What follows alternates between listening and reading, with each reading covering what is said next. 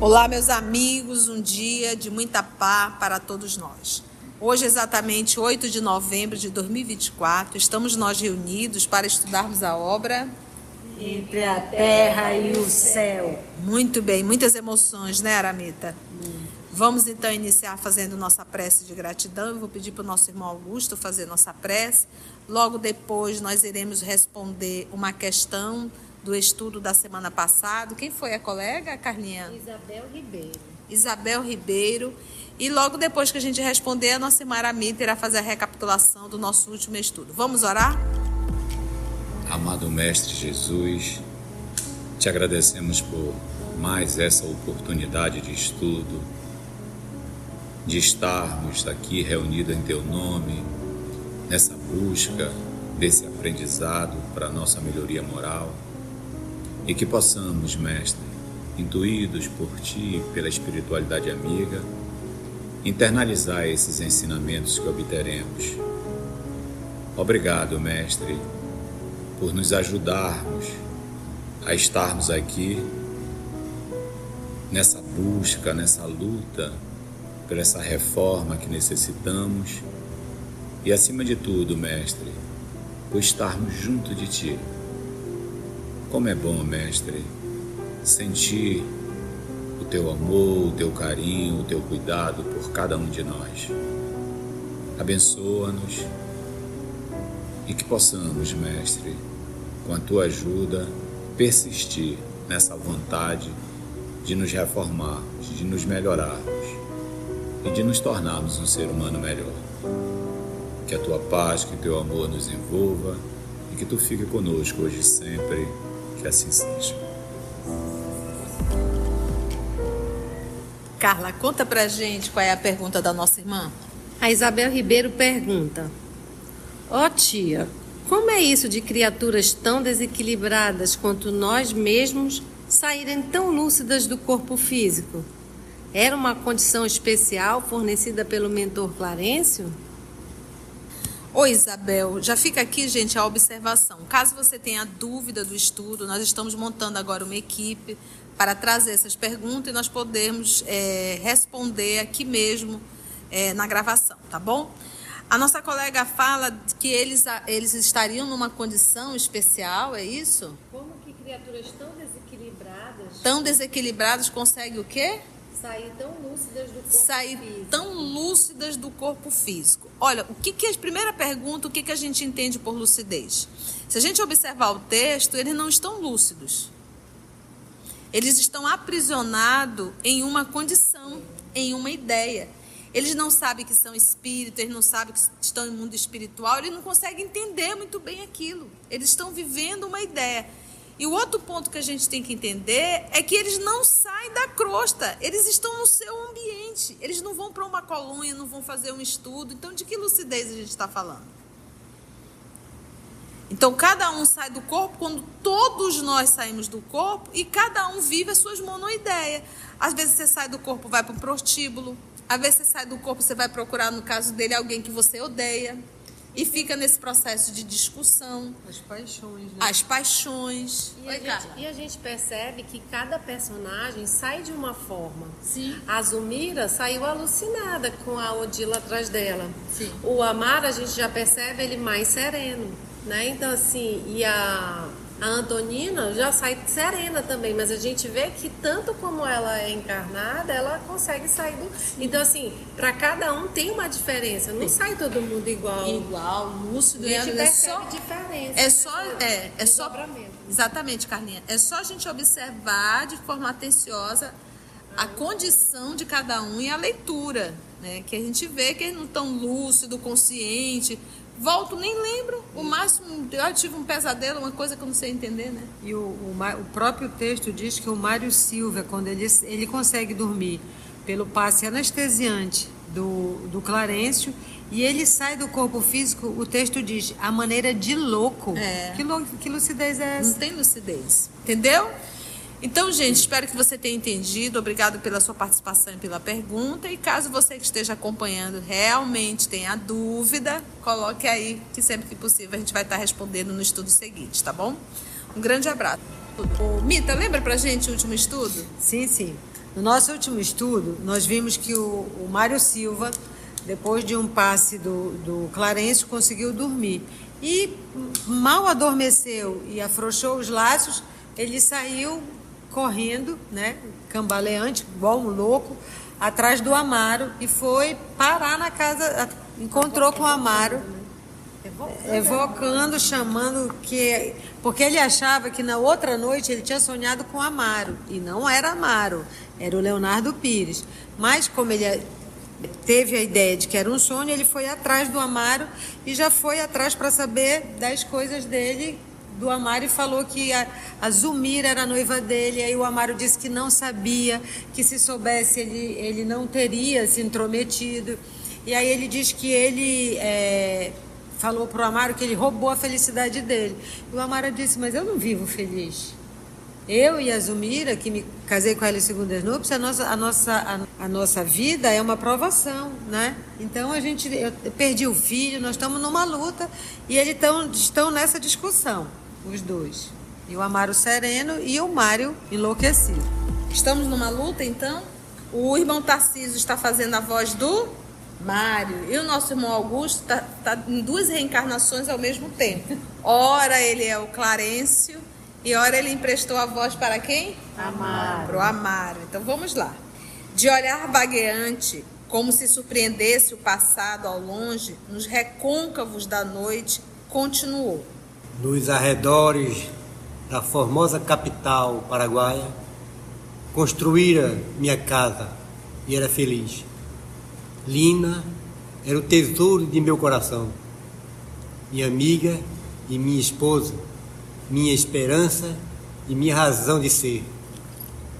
Descendente de uma das famílias de Mato Grosso, aprisionadas pelo inimigo na invasão de dezembro de 1864, encontrei-a sem parentes, asilada por respeitável família que a adotara por filha estremecida. Quando lhe fitava os olhos claros e doces, sentia-me transportado a céus imensos. Era tudo o que a mocidade ideara de mais lindo para o meu coração. Nela encontrava a divina novidade de cada dia e, apesar das vicissitudes da guerra, mergulhávamos ambos na rósea corrente dos mais belos sonhos. O próprio Marquês de Caxias conheceu-a e animou-nos à união. Foi assim que, em janeiro de 1869, quando a trégua nos atingira, um sacerdote consagrou-nos o casamento.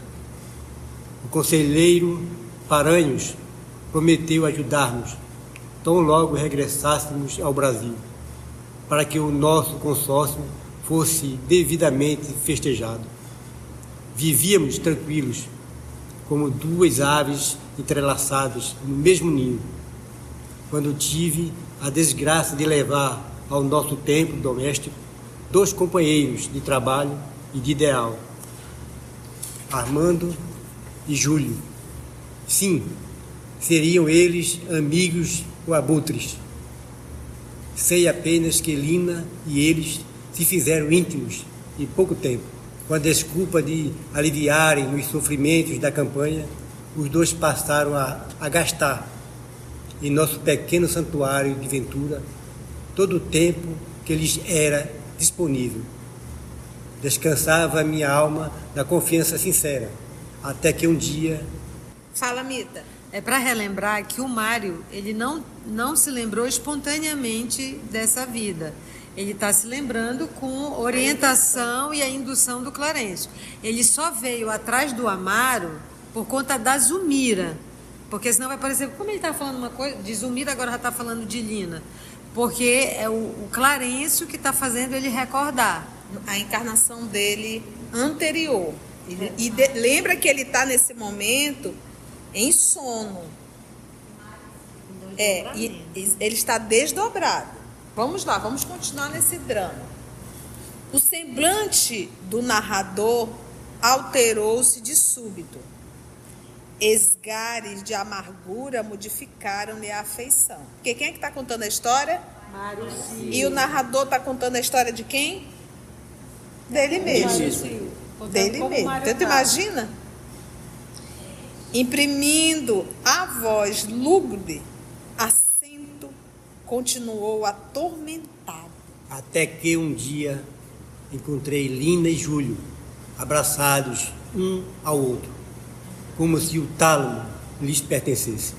Tálamo aí é o leito nupcial, conjugal. Cravou em nós o olhar agora coruscante, ou seja, brilhante e terrível, e acrescentou: Compreenderão, acaso, a dor do homem que se vê irremissivelmente atraiçoado pela mulher em que se apoia para viver? Entenderão o incêndio que lavra no espírito flagelado de quem, num minuto, vê destruídas as esperanças da vida inteira? Tudo é treva para quem carrega consigo mesmo o carvão dos enganos mortos. Não quis acreditar no que via e interpelei a mulher amada. Lina, porém, atirou-me no rosto o mais frio desprezo. Afirmou rudemente que não podia amar-me senão como irmã, que se compadece de um companheiro necessitado, que me desposara simplesmente para fugir às humilhações que experimentava numa terra estrangeira e que eu, efetivamente, deveria desaparecer. Envergonhado, invoquei a proteção de superiores amigos e fugi de Assunção. Eu era, contudo, um homem diferente. A segurança de caráter que cultivava brioso fora abalado nos alicerces. Viciei-me, confiei-me ao álcool e ao jogo. Do militar responsável, desci à condição de aventureiro infeliz. Foi assim que encontrei Lola e Leonardo, e não hesitei em exterminar-lhes a felicidade. É muito difícil albergar respeito aos outros quando fomos pelos outros desrespeitados. E é aquilo que a gente diz, sabe, gente? Não devemos brincar com o sentimento de ninguém. Coração do outro é campo minado. Então, além dele ter visto essa cena deplorável, ela ainda o humilhou. Então, isso mexe com o brio dele. Isso colocou ele numa condição ínfima. Logo ele que era militar, né? Logo ele sendo militar, né? Logo ele sendo militar. E a gente pensa assim, então ele se sente menos homem, se sente feio, se sente pequeno, se sente incapaz. E a pessoa, então, tanto é que o que ele fez? Se tornou um péssimo profissional, adentrou no álcool. Então, olha a responsabilidade que a Lili arrumou para ela. Olha o processo expiatório que ela está arrumando. Então, ou seja, eu sou responsável pelo que eu faço e pelo que eu provoco no outro. Viciou no álcool e no jogo. No álcool e no jogo. Porque ele desistiu de viver. Valendo-se da pausa que se evidenciava espontânea, Clarencio indagou: E nunca recebestes notícias da esposa? Mário Silva, reconduzido à personalidade de Esteves pela influência magnética, lembra que a Mita recordou, exibiu sarcástico sorriso e informou: Lina, que passei a odiar, era demasiado cruel. Achava-me não longe de Assunção, depois de 3 meses, sobre a mágoa terrível que me fora assacada, quando vinha a saber que Júlio fora igualmente escarnecido por ela. Certo dia, de volta ao lar, encontrou-a nos braços de Armando, o outro amigo que parecia consagrar-nos estima fraternal. Menos forte que eu mesmo, Júlia esqueceu-se dos revés com que me dilacerava. Semanas antes, e cego de absorvente afeição, ingeriu grande dose de corrosivo. Socorrido a tempo na caserna, conseguiu sobreviver, mas, incapaz de suportar os males corpóreos decorrentes da intoxicação, depois de alguns dias, embebedou-se deliberadamente e arrojou-se às águas do Paraguai, aniquilando-se, enfim. Depois disso, nada mais soube. A morte aguardava-me em Piraju. O destino marcara-me impiedoso. Meu Deus do céu. Olha, gente, a gente confunde, a gente complica, a gente atrapalha tanto a vida. Preste atenção. Esse tipo de cena, de certa forma, ainda acontece hoje.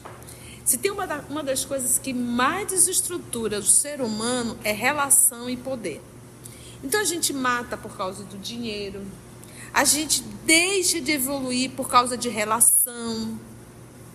Como a gente atrasa a nossa evolução por causa de... Gente, ninguém nasceu para brincar de romance.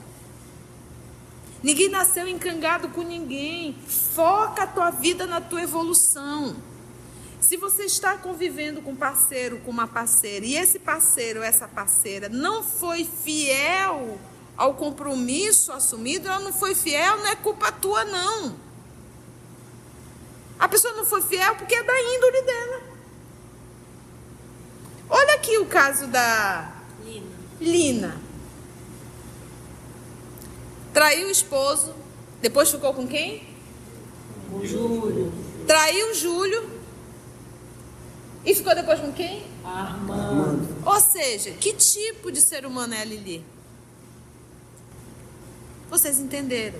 Então o erro está em quem? Está no Júlio? Está no Armando? Está no Mário? Está no Antônio, no José, no Fernando, no Joaquim? Não está. O problema é de quem? Da Lina. Então eu, como ser humano, eu tenho que aprender. A mamãe tinha uma frase que parece ser um pouco egoísta, mas era uma forma que ela tinha de nos educar. 6 mulheres, imagina. Ela dizia pra gente: minha filha, dos outros a gente gosta, da gente a gente ama. O que ela estava querendo dizer quando ela falava de relação? Se valorize como ser humano e como pessoa. Não vá deixar de existir por causa de A, B, C ou D. Se o outro não soube te valorizar, valorize você. Se valorize como ser humano. Você vai estar chorando, se derramando, arrancando os cabelos, porque o outro foi, porque a outra foi, alto lá. Então, é por isso que a gente diz, gente, a nossa base de vida tem que ser Deus, porque Ele nunca irá nos faltar. Os demais são espíritos da terceira ordem. Não são pessoas perfeitas. E toda vez que eu entrar numa relação, eu tenho que entender que tem positivo e negativo, dificuldades e acerto. Quando eu olho para um casal de 25, 30 anos de casados, eu sei que ambos viveram renúncias e não foi poucas. Porque senão o casamento não teria e não estaria com 25, 30 anos. Porque não existe relação perfeita. Por isso que eu falo, quando eu olho para um casal de 25, 30 anos, eu digo, olha, esses aí já são seres evoluídos. Porque renunciaram, resignaram, se calaram muitas vezes, tanto o homem quanto a mulher.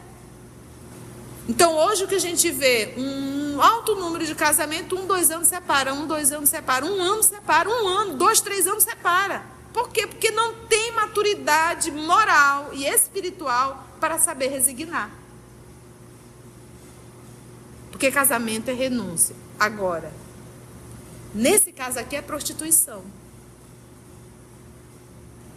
Então nós temos que entender que o problema está no outro. Você soube arcar com a responsabilidade, o outro não soube. Você vai acabar a sua vida por causa disso? Então a base da nossa vida é Deus. Quando a base da nossa vida é Deus, nossos valores são outros.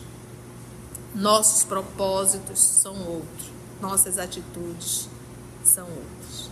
Então, se valorize como pessoa, como ser humano, como um homem, como mulher. Não é verdade?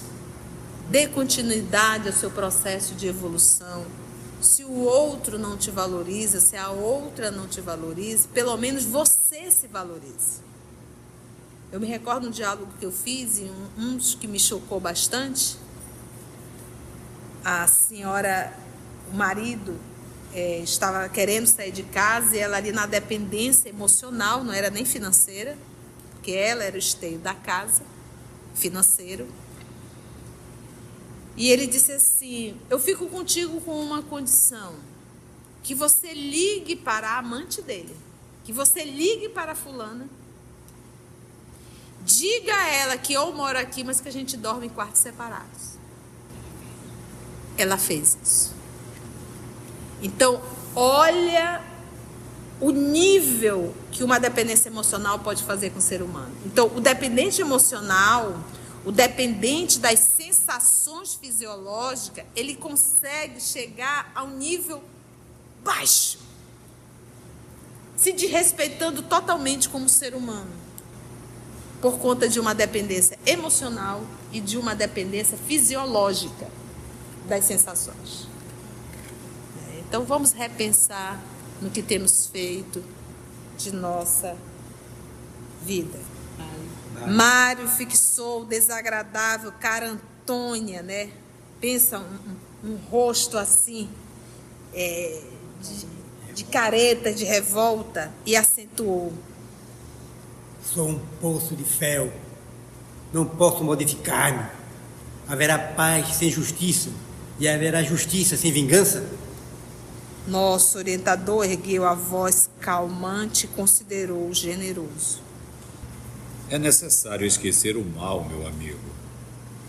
Sem aquela atitude de perdão recomendada pelo Cristo, seremos viajores perdidos no cipoal das trevas de nós mesmos.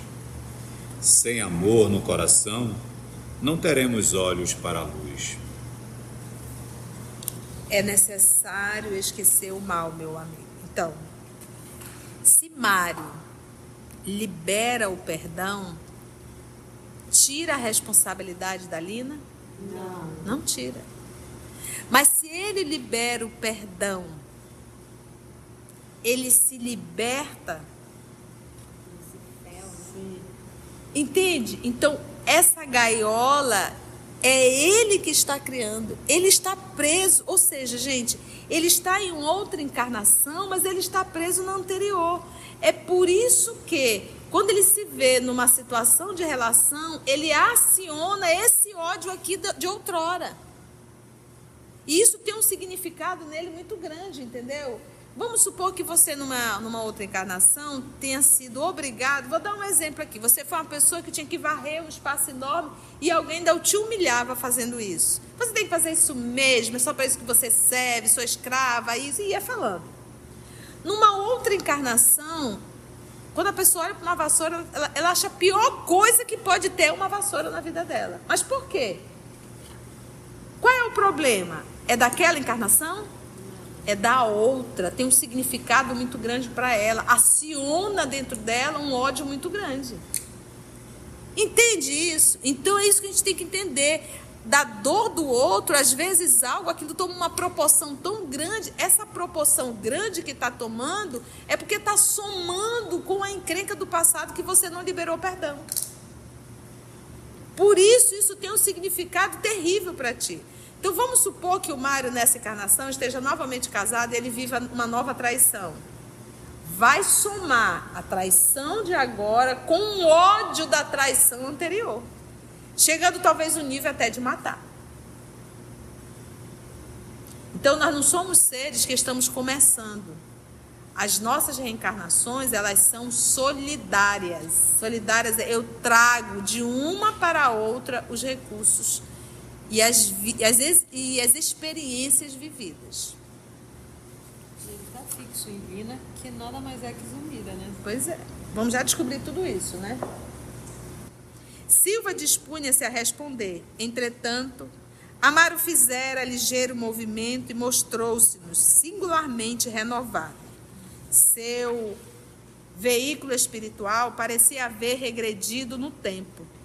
Revelava-se mais leve e mais ágil, e sua face impressionava pelos traços juvenis. O que nós estamos vendo aqui é uma desobsessão no mundo espiritual. Buscou aproximar-se do enfermeiro no gesto natural de cordialidade. Todavia, observando-lhe o rosto metamorfoseado, o antagonista bradou entre o ódio e a angústia. Armando, Armando, pois és tu? O Amaro que hoje detesto é o mesmo Armando de ontem? Onde me encontro? Enlouqueci, porventura? Então a gente acabou de descobrir que Armando é quem? Amaro. E quem é Amaro? Marido de Zulmira. Exatamente aquele que ele saiu do corpo e foi atrás dele, que ele vê em Amaro. Mas ele não enxergava nessa vida, É. né? Agora que ele está percebendo. Mas aí o que é interessante, tá vendo? Soma, né? As emoções e Tanto que sentimentos. lá ele diz, ele não sabia, porque ele tinha tanto ódio desse Amaro que ele mal conhecia, mas porque pegou, ele já tá, a noiva, né? Ele já estava com ódio. Tanto que ele usa o termo robô. Então, Mas nessa Amaro. vida nem se conheciam. Então, nem se conheceram. Então, Amaro na outra vida fez o que pro Mário? Ficou com a que era a noiva dele, a Nina. Só que caso já era o Armando só ficou depois do Júlio. Ele já. Nem era mais Não. dele. Ele soube. Ele soube. Mas já não era. É. Ele soube que o Júlio. Porque Por causa do Armando. tiveram 2 amantes, ela teve 2. Qual é o nome dos 2 amantes? Júlio e Armando. Júlio e Armando. E esse aqui é quem? Os teus. É o Armando, que é o Armando. É o Armando. O Amaro é o Armando. Só que o Armando. Quando ele pegou não- a Lina, Ele já não estava mais já estava com o Júlio. Já estava com o Júlio, mas ele também agiu de má fé, né? já estava terceirizado. Sim, Mas não foi mas assim, já- Mas né? ele conheceu, porque eles eram amigos. Porque, Isso que ele reconhece. porque os 3 eram amigos. Então, o primeiro foi o Júlio, que ficou com a Lili, com a Lina. E aí o Mário foi e pegou o Júlio com a Lina, separou. E aí depois o Armando pegou novamente. O Júlio pegou o Armando com a Nina. Pois é, o Júlio pegou o Armando com a Lina, que eram os 3 amigos, lembra? Então nós estamos vendo aqui esse entrelaçamento, né? Esse entrelaçamento.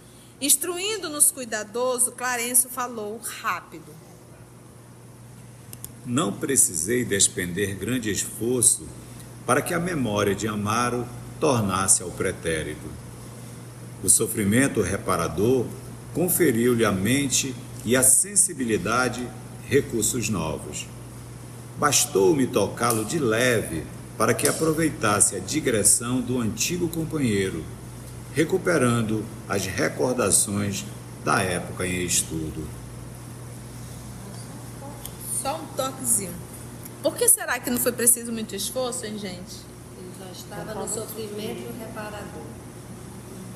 E porque isso faz parte o quê? Isso está no consciente dele, gente, praticamente no consciente.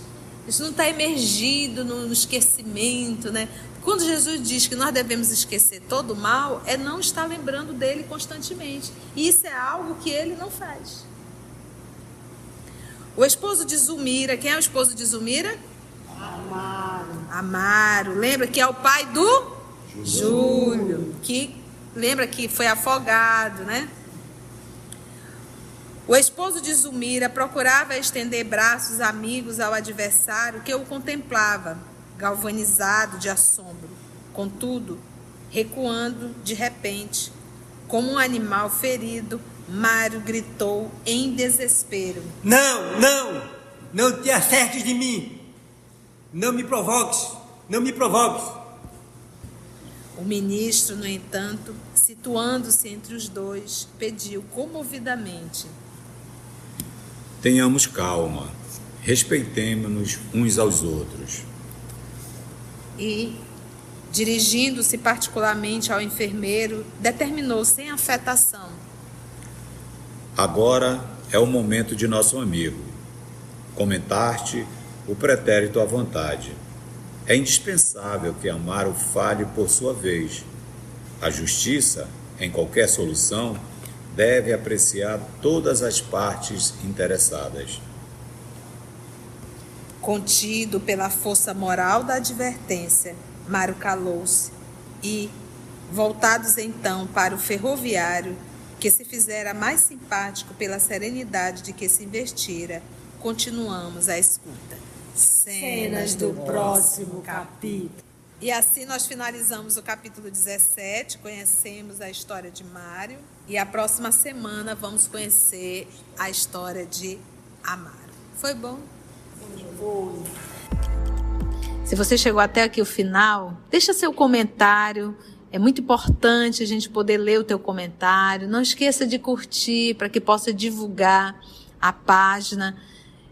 Dá o seu like, né? E, se possível, faça a sua inscrição no nosso canal e toca o sininho.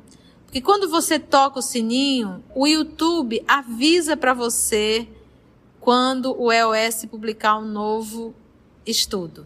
Então, receba um grande abraço da família EOS Manaus.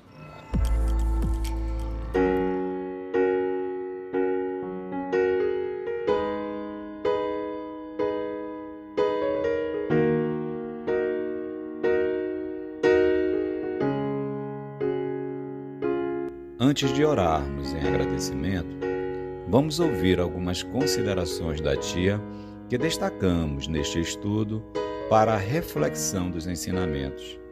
Vamos aos destaques da tia?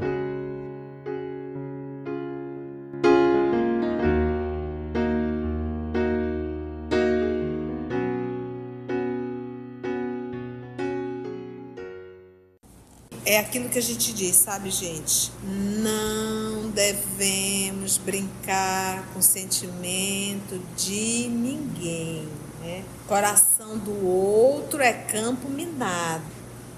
Então, ou seja, eu sou responsável pelo que eu faço e pelo que eu provoco no outro. Se valorize como ser humano e como pessoa. Não vá deixar de existir por causa de A, B, C ou D. Se o outro não soube te valorizar, valorize você. Se valorize como ser humano. Então, é por isso que a gente diz, gente, a nossa base de vida tem que ser Deus, porque Ele nunca irá nos faltar. Os demais são espíritos da terceira ordem, não são pessoas perfeitas. Quando a base da nossa vida é Deus, nossos valores são outros, nossos propósitos são outros, nossas atitudes são outras. Então, nós não somos seres que estamos começando. As nossas reencarnações, elas são solidárias. Solidárias, eu trago de uma para a outra os recursos e as experiências vividas.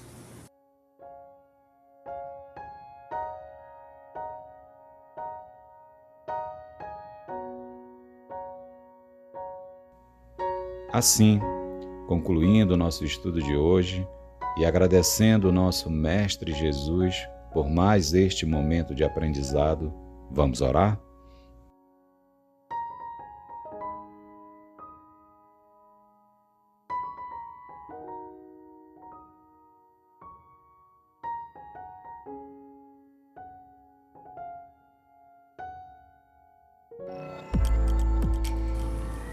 Então, assim, meus irmãos, vamos fazer a nossa prece de gratidão. Eu vou ver nossa querida Carlinha para fazer a nossa prece. Tu ora pra gente, Carla?